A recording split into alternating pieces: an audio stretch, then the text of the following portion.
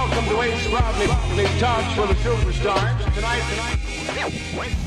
Welcome to another episode of Love and Business. My name is Mick Arnold. I'm the president of Arnold Packaging and Arnold Automation. And my name is Britt Arnold, and I am the president of Tagler Construction and Supply.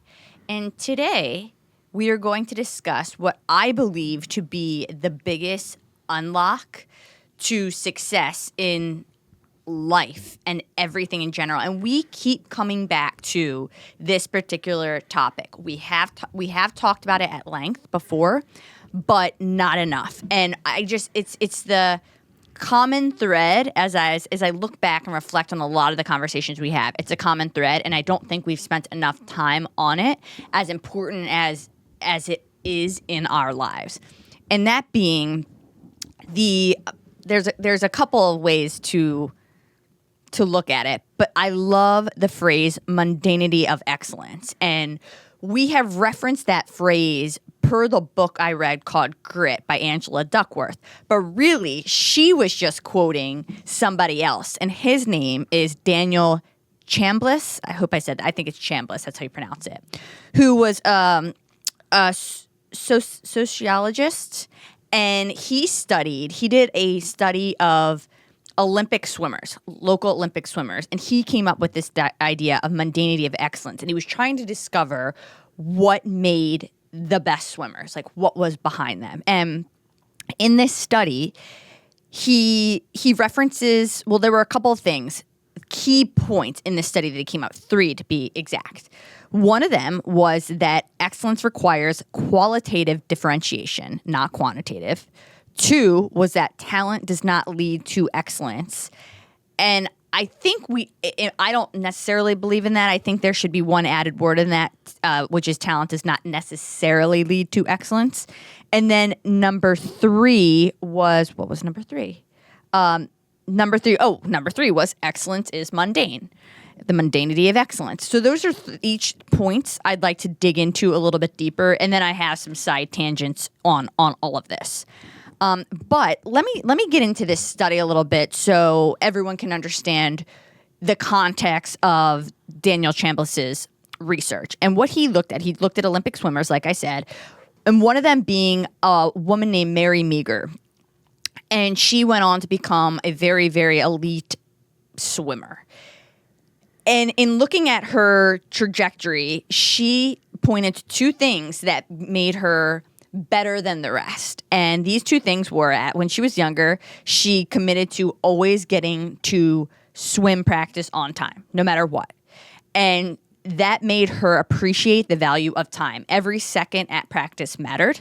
And then 2, she what is the word? I don't know swimming well. So when you make your I guess they're just called turns. Flip turns. She said everyone was going to be perfect. I guess she would touch the wall with 2 hands instead of 1.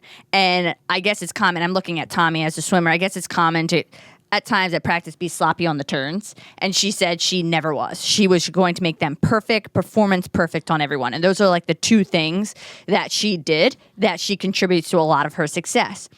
And when you look at them outside looking, 2 very easy, mundane things, but she showed up and she did them every single day. And Rowdy Gaines, I believe Rowdy Gaines is now 65, so he's past his prime, but a lot of the research was done on him, and he is amazing. I'm sure you've heard of him, an amazing swimmer. Yeah, he's from my era, so I definitely know I Rowdy think Gaines. he's doing a lot of broadcasting now too, and I think he was part of that Olympics broadcast. So just interesting, and that idea that qualitative differentiation versus quantitative, and some of this stuff I don't agree with 100%. I'd like to get your take on it. So I do agree that qualitative differentiation is important, but I think it would be the quantity of quality. So let me just back up because I want to make sure I wrote this note correctly. What the study said was that quantitative was more important. No, qualitative. Qualitative more important than quantitative? Yes, and I think I don't think I know. The point being, you can do a ton of the wrong things or doing things, let's go back to the swimming. You could put hours upon hours in of slow, sloppy swimming that doesn't really excel you in sport, as opposed to 3 hours a day of like performance swimming at fast, at speed, quality, Okay. all that. All right. So I misunderstood. Quality over quantity, but I would take that a step further and say the person who can put in a lot of quantity of quality hours. Right. Because when I think you get into that, maybe at the local level, when it is more like, okay, who's going to have the best 3 hours? But I think when you're getting to the elite, most everyone's putting in quality hours. So then you are looking at the quantity of the quality. Right. Yeah. So just the idea. I think perfect practice makes perfect. Is that in that lane? Okay, got it. So I misconstrued what that said. Also, to hit on this point a little bit more, like and I am going to refer to the ultramarathon training I'm going through, because I think some of this, it's so relevant to like this discussion when I think about what goes into it. Like right now, and this whole time, it's just, for me, it is just volume and quantity. Like, how many hours can I run? And I'm really not worried as much about form or my breathing, because I don't know what I'm doing. Like, right. So for me, it's just like getting the hours in. But when you're looking at elite athletes, they already very talented and very skilled. So then you're getting into the real differentiative like quality, where now like I think at the level I'm at, volume does matter. Right. So I think that does vary depending on where you are in the spectrum. Yeah, on the evolution, right? So Yes. that if you're catching up, then maybe that volume is of benefit, and then as you start to, and I guess you'll realize pretty quickly if you're any good, right? Again, you're not doing this to go compete or make a living like any number of these people are, whether it's golf or Not whatever. yet. Yeah, exactly. Yeah, exactly. God no. Yes. So that volume on the catch up, I think, is a benefit, and then as you start to, pun intended, get your stride with what you're doing, then you start to fine tune. And we talk about the idea that the differentiation at the top of the pyramid becomes fractional. Mm-hmm. Like in golf, it is literally fractions of shots that separate players. And I'm sure people could shoot that theory down, but that's what I think. Like in my experience, that's what makes sense to me. Yeah, no, I think I would totally agree. And where it would make sense, obviously, if you're not careful, you can go and ingrain a bunch of bad habits. So you wouldn't want to slip or slide into that. If you're back to the golf analogy, if you were out there just making terrible swings and you were ingraining terrible swings, or getting a grip. Tommy's very into golf these days. That's why I'm looking at him over there. Or ingraining a grip that is wrong, and now you create, because there's nothing more uncomfortable, for example, than the golf grip. It's one of the most uncomfortable things, especially done correctly, but it starts to feel more natural.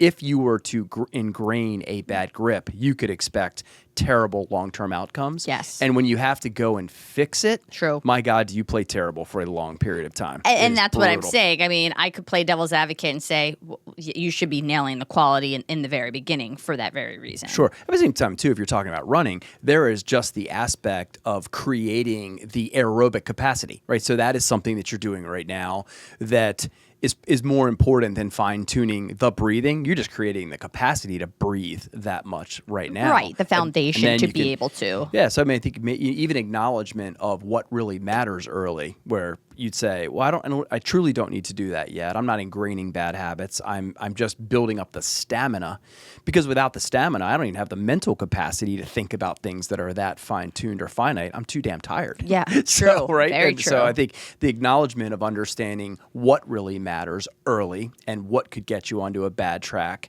like the grip in the land of golf, is probably important and something to call out or be super intentional about. Yeah, absolutely. And I'm going to take one step back and just explain what the definition, or what Daniel Chambliss's definition of excellence is. So his definition was excellence, or how it's accomplished, I should say. Excellence is accomplished through the doing of actions ordinary in themselves, performed consistently and carefully habitualized, compounded together. And excellence is the consistent superiority of performance. Yeah, I think the word mundanity, I did want to jump back on that And if you go back to, because I think we struggled to actually learn learn to speak. Yeah, right. Here I am. Learn to pronounce the word mundanity, right? Because that's not a word you ever say. Certainly, you say mundane, the base word or the root word, which has a negative connotation. Sure, for it does. sure. Absolutely, and it means boring. Yeah. Right? Let's just grab its closest brother. It's boring, and I think it's interesting to use that word just because it has a preparation feel to it. Right? I'm saying to you ahead of time, parts of this are going to suck and they're going to be boring, and you're going to need to be aware for that. So when you start to say mundane or discuss the mundanity of it, and then its very close brother is boring, then at least sets expectations around expect to do it over and over and over and over, and it's going to be the application of these small changes exhibited over a long period of time that is going to get you where you're trying to go, or to get you to cross the threshold into what elite looks like. Mm-hmm. And I have a quote written down here: "Is the magic is in the boring." Yeah. So, and I was listening to a podcast where I think it was a pastor, actually, which I'm not a religious person, but I was listening to what this pastor was saying, and he was really talking about business. He's built a very big business, but he got into the topic of parenting, and he was saying that he strives to be consistently ordinary as a parent. And then he changed his wording a little bit, but the idea was that it's not about the extraordinary things you're doing from time to time as a parent. It's not the big trips to Disney World or the massive vacations or the big thing you buy your child. It's the everyday, like the quality time you spend with them, the books you're reading, the bath times, the laughs you're having. Like those are what the kids are really going to remember and what they want. Yeah, driving to practice. That's one you and your dad talked about a lot with the girls. A lot of bonding time. That was one of my favorite times, was the front seat of the car on the way to practice, because once you got to practice, you lose them. And I coached them, but my kids didn't want to be coached by me, so I did lose them, even though we were next to each other on the field. So those are those moments, which has that consistency, and you could look at it, if you looked at it over time and say, wow, those drives you drove to Bethesda, which was a massive, 3-hour, 3.5, 4-hour trip, round trip, that would look boring, and if you looked at it over time, but in those moments, I think you slept a lot of that trip prepping. Until I could drive it myself, right? But I mean, you would look back at the number of hours that you put in just in the car before you put the reps in on the field. Talk about that kind of commitment. Yes. And I think about that as a new parent. I think about that a lot because it's in our human nature to want to do, I'll put it in the parenting context, to want to do these like amazing things with our kids. And I always have to bring myself back, like, don't worry about that. Like, worry about that really intimate time you're spending with them. It could be doing nothing. Could be laying on the floor just laughing, like doing my mini aerobics I do with her or whatever. Like, that is the special time. And I was listening to Dr. Andrew Huberman's podcast, and he was talking about another doctor that she formed some aggressive cancer and ultimately ended up passing quickly. But she had kids, and the kids were old enough to give her a eulogy. And the one thing he said, they didn't say anything really. The only thing they said was, we will never forget all of the, how did they put it? I have it written down. All of the non-structured time our mom gave us. Yep. Like, that's what mattered the most to them.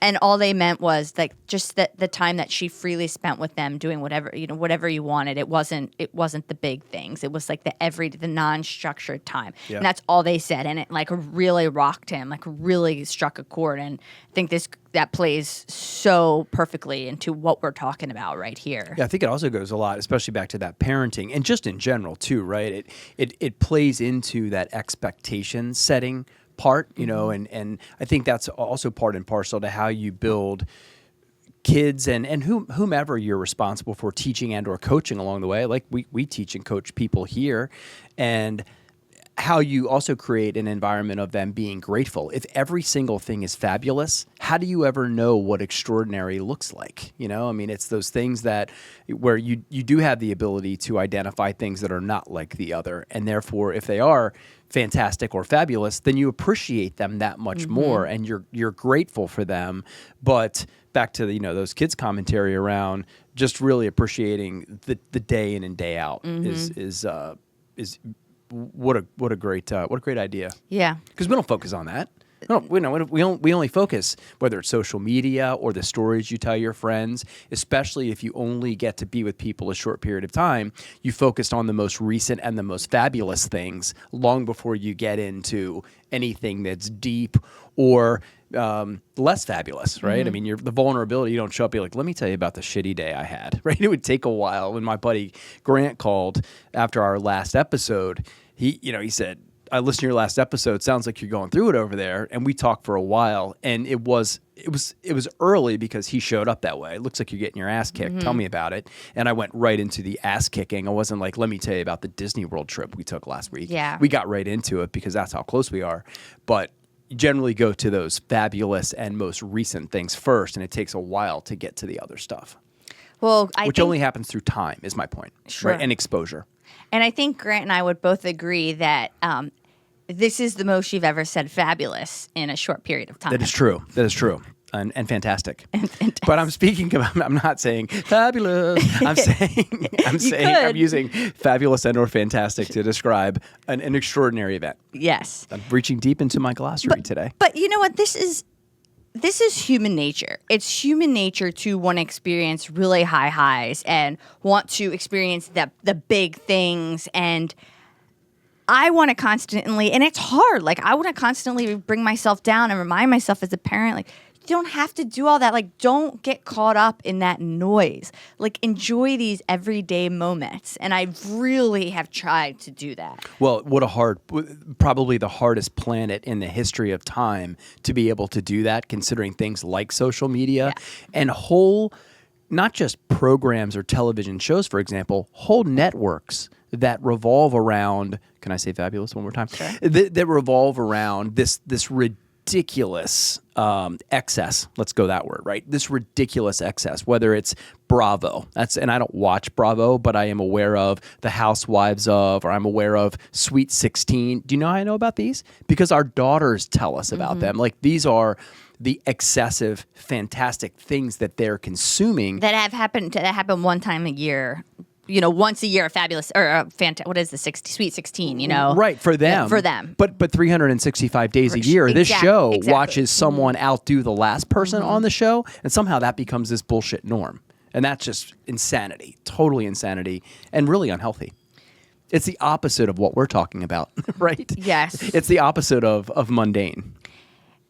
And then a couple of other quotes I've heard from a guy named Jeff Cunningham, who's a running coach. He said, it's better to be consistently good over occasionally great. And then I've also heard someone else say this in the business world. It's better to be consistently good over occasionally brilliant. Yeah, I was thinking about this, and we touched on this in other.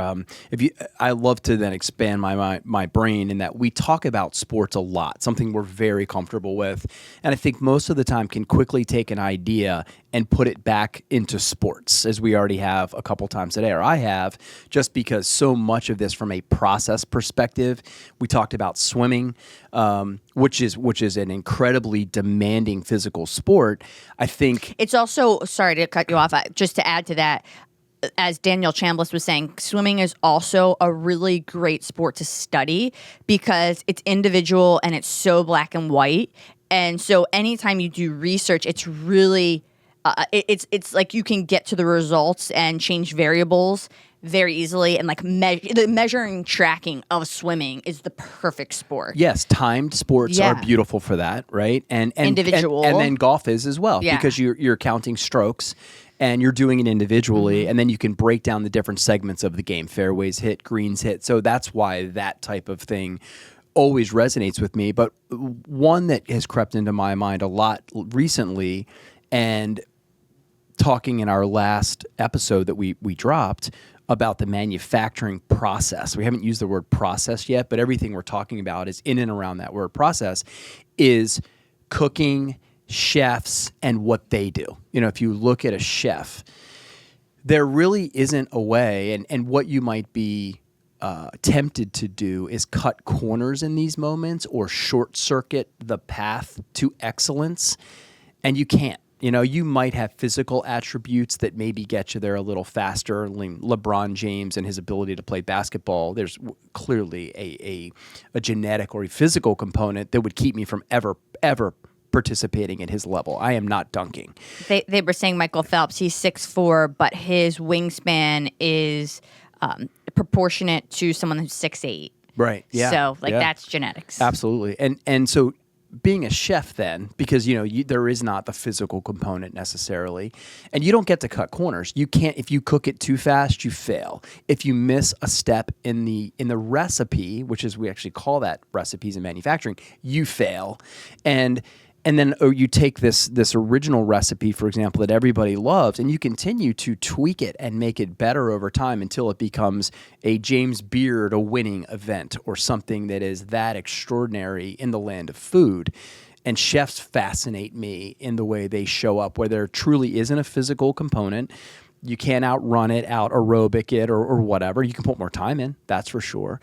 Swimming is interesting in that too, and I only say that because there, some of the joints and whatever that you could be more susceptible to injury and things. I think swimming is just a little bit different. Tell me if I'm wrong. You can tell me, but a little bit different in that regard. I mean, knee shock and some things that might have you resting more or peeling off. Phelps was on an Orioles telecast the other day, and I want to say his warm up was something like 5,000 meters. Does that sound right, Tommy? Or 20,000 meters?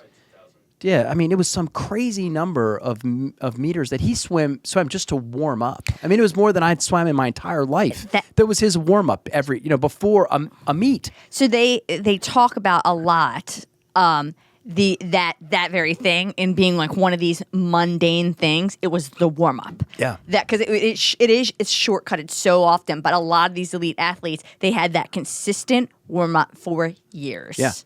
There could not be anything more boring or less fulfilling, right? Than warm up. Here's what part of this study was claiming or finding or suggesting was that while two things actually. While the outside world, a lot of people would say waking up at 4 or 5 a.m., doing a swimming session, and doing it again, another one in the afternoon, another one in the evening, putting on whatever, looks horrible.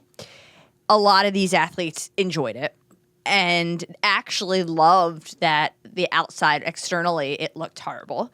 And then a lot of people that find these things boring, the mundane tasks, I'll call them, a lot of the most elite athletes found them peaceful and meditative. Yeah, yeah. And hitting golf balls is that. Because that's the only thing that's sustainable. Right. Oh, yeah. And hitting golf balls is that. I mean, there is certainly a physical component if you look at the athletes that now play golf versus, Ray Floyd, pick one, right? That where there was this bullshit idea when I was coming up into golf that lifting weights or being physical or being a better athlete was a bad thing. It would throw off your touch. Mm-hmm. It would throw off your feel.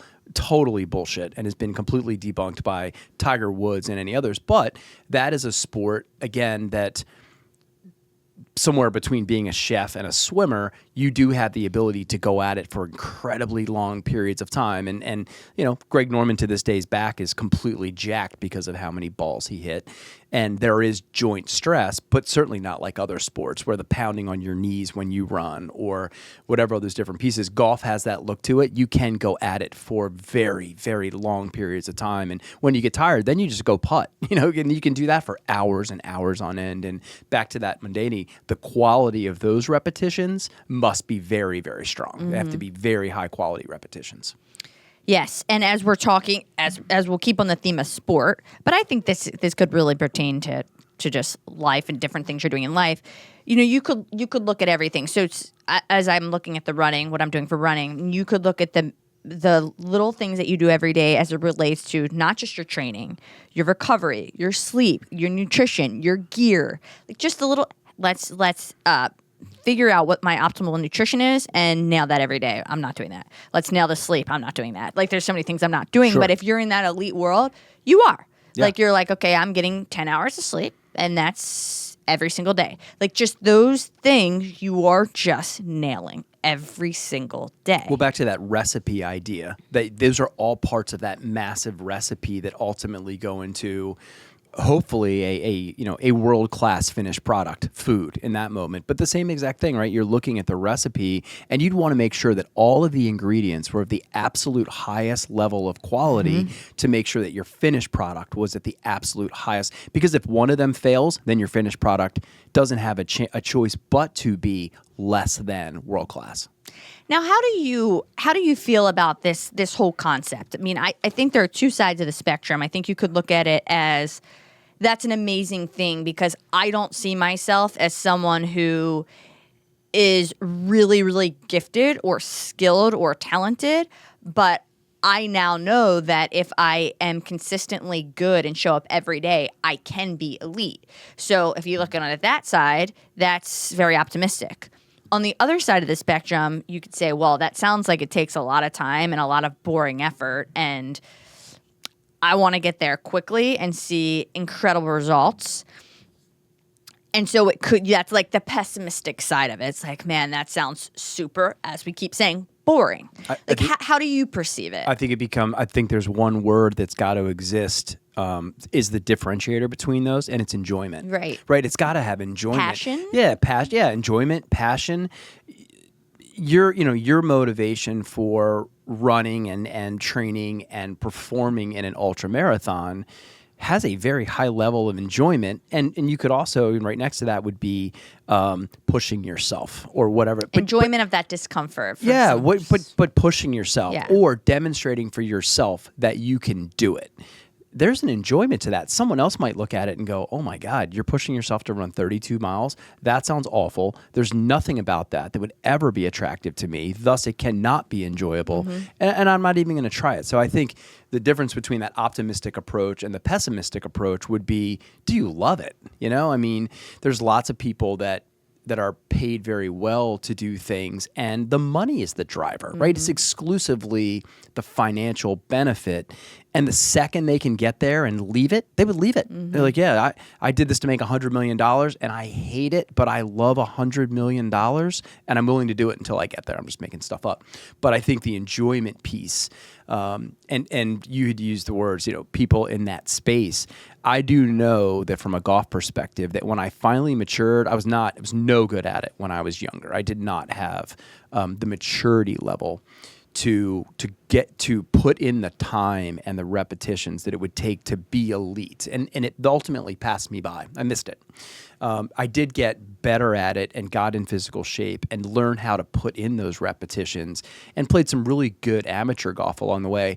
And in that process, I remember what I found to love it. I did have a diet routine, and it wasn't crazy stringent. It was actually stupid in spots, but I had dialed it down. I'd created this routine on days when I was playing from the time I got out of bed, which actually I backed into, until the time I walked off the practice tee after my round, because I always hit balls after. So, once you get into that space and there's enjoyment, and then if you sprinkle the fertilizer called success on top of it, then it actually has an addicting look to it. And I think that's when you can get to that place. And there are three things that they talk about being a very important part of this process. And I wrote them down. It's attitude, technique, and discipline. Yeah. Those being three of the biggest things. And I think that attitude piece is that positive. I mean, you've got to be positive. You've got to be enjoying it. You've got to be like, not every day. Yeah. But for this to be sustainable at all, that's got to be a huge part of it. Yeah, if it's a grind, especially as you get older and you have so many choices, how you only have so much disposable time and you have so many choices to make around what you do with it, anything would be a grind or not be enjoyable, that's going to fail very, very quickly. Unless there becomes something mandatory about it. Like, let's say you've gotten yourself into a terrible health situation and the only way to do it is through diet and exercise, and you might hate it, but your alternative might be dying. And therefore, that might be enough of a motivator or an inspiration to go do it, but that's still not going to have anything that looks or feels like enjoyment or addiction. It's going to be mandatory. And who wants to do anything that's mandatory? That sucks. Yeah. Do you think age is a differentiator in this? And what I mean by that is somebody that's younger that's listening to this would be turned off or turned on by this idea as opposed to someone older, or vice versa? So you paid me a nice compliment in my grasp of psychology in our last podcast. I would say if there's a piece to that, it could be around the idea of how the brain develops. And I'm just going to skip to the last part. We talked about executive functions when you start to have organizational skills and until that point, there isn't even necessarily the best grasp of time and the idea of time and the ability to naturally measure time until that part of your brain forms. So I would say from that perspective, as you get those executive functions, and I will tell you, if I look back at when I was 18, 19, 20, 23, 24, I think I might have even been late to that executive functionality formation. How about that one? Executive functionality formation. Woo, you seem smart. I do. See. I do. I'm just kidding. I know. No, exactly right. Don't believe the hype. As I look backwards at that or in retrospect, I'm not surprised that I wasn't able to perform at that level at that point in my life. That functionality was absolutely not there, and I was not able to commit to something that had anything that looked like longevity. And I'm not surprised retrospectively that I wasn't capable of performing at that level. But I don't think there's exceptions, but I don't think most young people are capable of that. And I think a lot of that is also appreciation of time. You just don't appreciate it as much. Like since I've had a child even, I appreciate time so much more and value it. So I think that's part of it too, just literally days on the planet. And love. And so also too, so that's when I think you have to infuse the love part, like you on the green wall in your parents' backyard. Hitting the soccer ball, you didn't have that executive functionality, but there was a shit ton of love and you just loved it. And then I think at that point too, because we're humans, you do sprinkle that fertilizer called success on it. No, you went to the game the next time and you scored 6 goals, not 5 or whatever those personal I'm going to use the word goals again, but literally goals. That's what you were doing. You sprinkle that success on top of that love and work, and that becomes addictive. And maybe as you're younger, just talking about myself as it relates to golf, I really, really, really liked it when I was 14, 15, 16, 17. Did I love it probably the way Scotty Scheffler loved it, just looking at the amount of time, or Justin Thomas or some newer players that were just, fantastic at it. They're world-class, number one, best in the world, like Scotty Scheffler right now.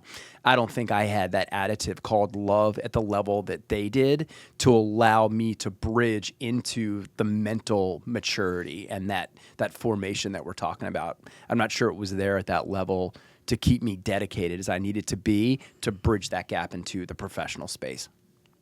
And if you're in your 20s and listening to this, because I certainly would have been in this group, I mean, it just, you don't want to hear that it's like it's the time of these boring things that you have to, that's not what you want. I certainly didn't want to hear that. I mean, that would have sounded awful to me, throwing the words out like mundane, boring, consistently good, ordinary. I mean, what a turnoff. But if you're young, I think mind shift, perspective change would be, while I'm young and I have so much time and I could start this process now, where am I going to be? How quickly am I going to get ahead of everybody else? Well, did you ever, I would imagine that while you were on the wall in the backyard, time just went away, right? Oh, yeah. You went out or juggling and just... You went out when you went out, and it was probably darkness that brought you in most days, or dinner, or someone made you stop. I have such vivid memories of that, too. Like, I remember in my backyard, like, very vivid memories of getting a juggling record. Like, I'd always try to get to...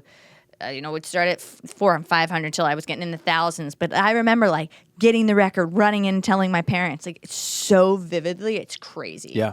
No, it's all part and parcel. And then shift over to the other part of our sign here, the business side of it. All of this is so applicable. And as we're working through, manufacturing is a great spot, but you have processes in every single thing you do. I do not care what part of your life it's in. Some of them are just much more evident than others. They're way more evident. And I'm not sure why they're more evident, because I would suggest there's nothing that you don't break down ultimately if you took the time into a process. Getting dressed in the morning is a process. And if you backtracked into it, I bet you have a relatively similar cadence for, when your pants go on, when your socks go on. Do you put your socks on before your pants, or do you want to roll the legs up and put the socks on? I mean, those are just little small things.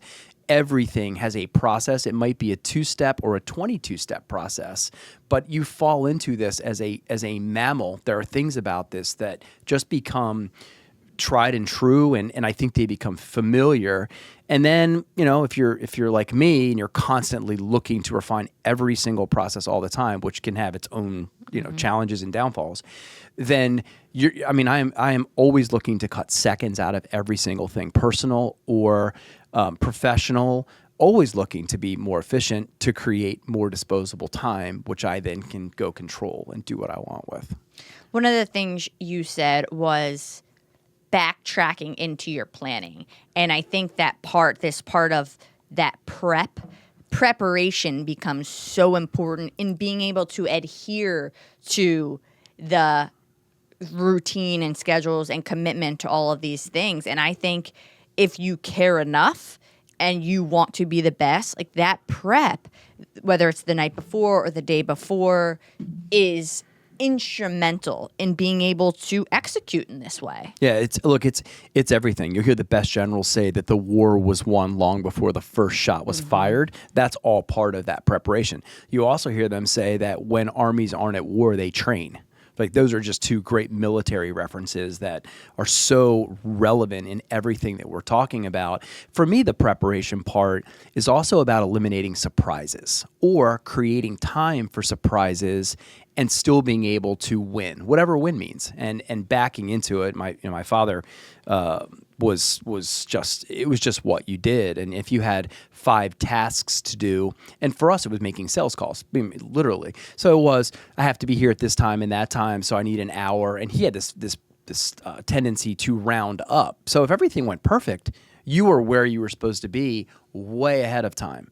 But if something got messed up between here and there, you still got it done, or you still got the victory because you had allocated potential time in there for something to go wrong. Like in the automation side of our business, there's something called shit happens. And so after we put these projects or proposals together, there's always a small percentage that's added to those costs. And it is in the shit happens bucket because some of these things we're attempting to the first time. Like we have not landed this dismount. We think we know what it looks like, but we're going to go ahead and pad this with some extra whatever that, financial time, whatever, it all comes back to the same thing. But if we are attempting to land a dismount for the first time, you would add extra things into your preparation so you would still get the victory, whatever that means, the order, the goal, the whatever, all the cake, whatever all those things are, to try to accommodate for unforeseen circumstances that might attempt to take you off track. So yeah, the preparation is it's all about it. The other thing too, depending on what you're working on, is just, we have a lot of conversations with our applications engineers, and there's the communication side of it too. That's such a big part of this because you can do all the most amazing work in the world, and if you don't then articulate whatever you're doing to somebody else, a teammate, a team member, a family member, a child, whoever you're working with or collaborating with, all of that work still doesn't mean anything. Like if you can't communicate it or share it in an effective way, it's just as worthless as if you didn't do the work. So that communication part we haven't touched on yet, but that is right there too, as part of the mundanity. That would imply in certain situations. That's right. Yeah. Absolutely. Yeah. Not perfect. But like in an organization, that's certainly going to matter. Mm-hmm. Yeah, maybe not, if you're playing an individual sport, right. Maybe not so much. But it could, if you're trying to get better and you are relying on people to help you, communicating what you're feeling in the moment might be a situation where you're helping a coach to understand so they can then flip that around and tell you what you need to be successful to get to the next level. Mm-hmm. Yeah, I think we've hit on the qualitative differentiation, and part of that is being able to identify what the right things are, because you could do the wrong things over and over again and not get anywhere fast. So that's part of that. Yep. The second point being talent does not necessarily lead to excellence. So what I liked about the study was that talent was not the same as genetics. So like he was never saying that genetics didn't have a part of this. They do. Mm-hmm. And I think those two, talent and genetics and how you're born, can get intertwined a lot. I do think separating them makes sense. So there are so many things like outside of talent is not necessarily to excellence, but there are so many things that can impact your chances of getting to be excellent. And they named a couple of things, genetics being one of them. But let's go back to swimming. Like, where do you live? Like, if you're living in sunny California and you can be outside and swimming all the time, your money, your access, resources, right? resources. Sure. Like there's a lot of different things that can play into your ability to achieve excellence. So I don't think that can be dismissed in this conversation. Right. Exposure would be another one. Parent support, Yep. transportation, Sure. Absolutely. You know, all of those things matter.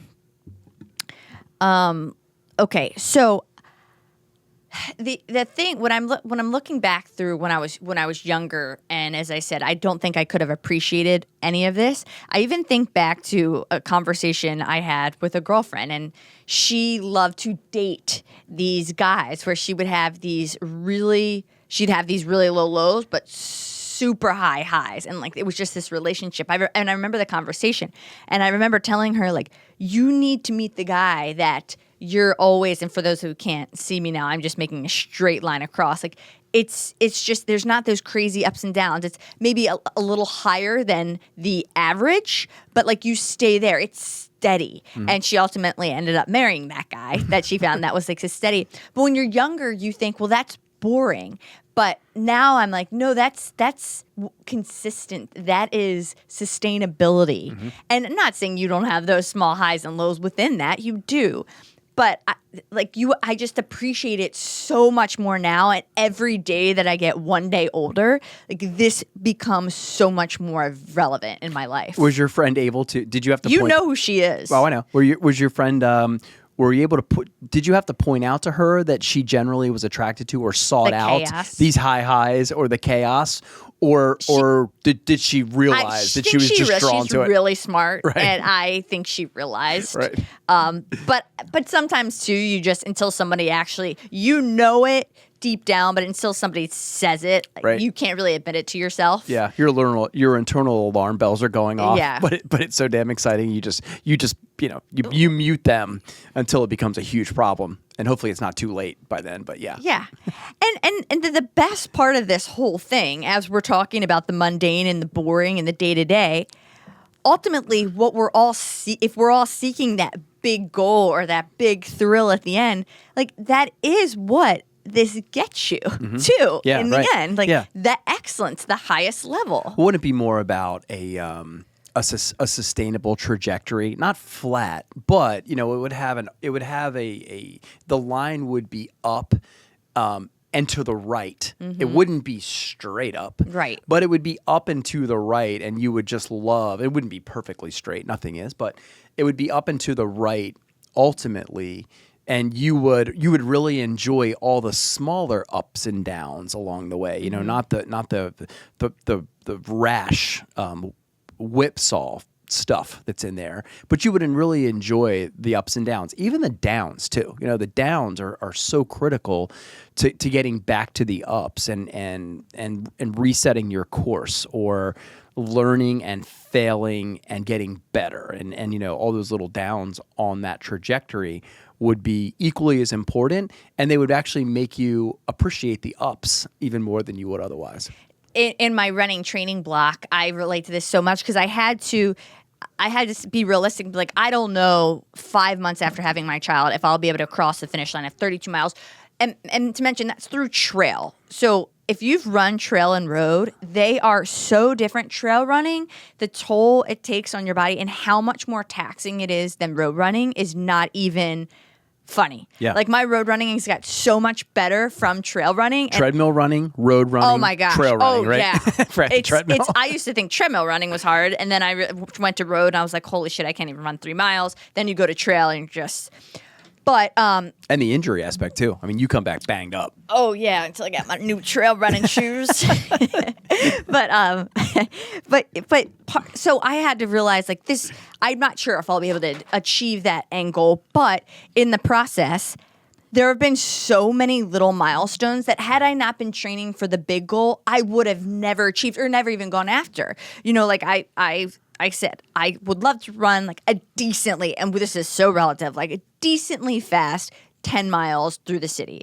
And like now I can do that fairly easily. When I started, I was running a very slow 3 miles, and that was killer. So I'm like, that's a great like milestone that I've hit. And so I think as part of, going back to your point, like appreciating those, just every little win as you go, and then saying like the downs too.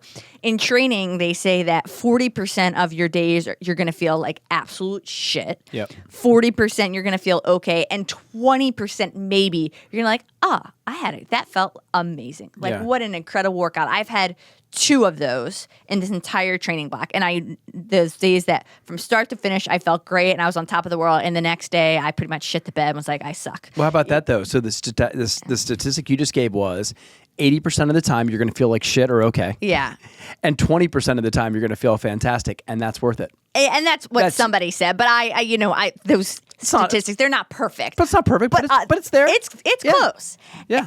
And you appreciate those. When those great days hit and you're on cloud 9, you can only appreciate that because you feel like that very rarely. Well, if you look at the way a golf handicap is formulated, it would look exactly the same. You would have, if you look, it's based on your last 20 rounds, and who knows? I haven't played so long; they might have changed this, but it used to be, it was based on your last 20 rounds, and in there. There were great rounds and there were shitty rounds, and that's what golfers would subject themselves to is constantly being in search of. The saying was, you played like shit all day, you made birdie on 18, you're like, well, that'll bring me back, and that's the same exact mentality. Golf looks exactly that way, and most of you just have bad days. I mean, we just love watching the U.S. Open and watching elite players just come out flat. Well, they just they played 3 5-setters coming in. Well, they were, and those were all highs, and they just couldn't make the bell yet again, physically or mentally. Yeah, and let's bring that back to the business world. I mean, you have probably, 40%, but maybe that are just like kind of shitty blah days. 40%, you just go about your day like any other, and then 20 where you have a really interesting, intriguing day or a big deal happens. Yeah, like it's pretty. It's probably there. Yeah, it transfers. Totally agree. I think that's that very non-statistic, but I think you could make a great case for that. And if I think about my days, come on, man, don't do it. I'm already struggling. don't make me say big words. So yes, all wrapping this up in a pretty little bow. I think finding the beauty, like the everyday consistency, is really important if you want to get to the next tier. And I believe that a lot of people listening to this are probably high performers, high achievers. I think that's like the audience that's probably most interested in this content. It's what we focus on a lot, and it's what we're always after. So I think, being able to find that beauty and realize like it's not boring and it's not about those big things or the person's posting on social media. Like, don't worry about that. That's noise. Like, stick to the everyday things that are going to yield the biggest difference. And in the end, you are going to achieve what everyone's ultimately after, which is excellence. Yeah. And I'm going to give the counterpoint to that because when I get myself in trouble, it's when I get away from everything that you just said. It's when I'm under stress or I feel like I need to perform better. And instead of just continuing on, right, the things that got me here, I might attempt to do something fast or short circuit the process or that mundanity. And that just gets me into trouble, right? That's the exact wrong response in those moments. It's, staying very steadfast in the process. And certainly you have to speed up at times. There are windows that open and close. You don't get to just trot along and get what you want. You have to be sensitive to the pace at the same time. But if I'm going to be guilty or get myself in trouble, it would be departing from what got me here in my whole body of work, right? My whole life and 30 years in this exact job. My whole body of work and departing from that into something that would have a very short-term effect. And that's when I get myself into trouble. So everything you said is exactly right, and we've lived it. But boy, it can be tough at times to stay because it's because of it's mundane, right? You might take your eye off of that because it's been around so long and attempt to land to you don't need a new trick or to land a different dismount as long as you're on the right trajectory. That's right. Yeah, and generally you are. You are. And it's unlikely that you got to where you are with a very poor track record to that point, and to just stay there and slow down, slow the bullets down like in the Matrix, right? And there is room between the boats, all my favorite sayings in one sentence, and that's the challenge, certainly for me individually, is to abandon that. Like you used the word abandon. The challenge for me is abandoning all of those things in a stressful moment. And I used that word abandon in our episode, which will be 2 episodes ago, when we were talking about navigating our life transformations that were all happening at once. And as we were getting hit, as we called it, in our business, our natural inclination is to abandon everything we know, and that could be healthy habits, it could be our routine, our structure, and just go head down and take care of this big, massive thing and just forget everything we've done up until this point. Yeah, true. And that's never, if anything, in the end, it just ends up being more stressful and more taxing. Yeah, totally agree. Well, this was great. These are always so therapeutic for me. And shout out to my buddy Grant Davis, who's my best friend, who checked in on me. Yeah. Yes. Well, cheers. Cheers to that. Oh, wait. Better with this guy. Oh, hell. Clang. Clang. Thanks, guys. Always good to see you. Well, thank you as always for tuning in to another episode of Love and Business. Quick follow-up, and thank you so much for hitting that subscribe button. We are up to 30% of our viewers are actually subscribers. Quick milestone, too. This is our 45th episode, on the way to 50, which is one we talked about a long time ago, getting 50 in circulation. So we're getting close, and are so grateful that you've been here for the whole thing. So thank you again. And that it plays very nicely into this episode topic, because it's just about being consistent and showing up and doing this every week for how long now?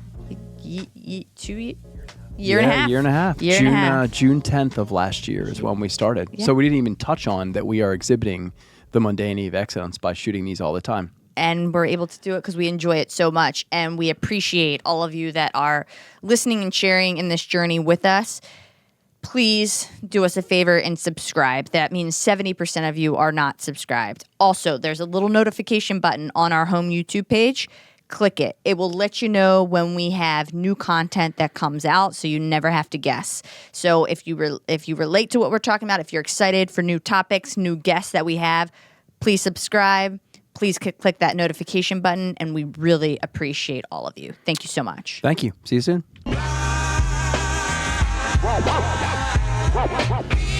Welcome to Ace Rodney Talks for the Superstars. Tonight, with guests, the incredible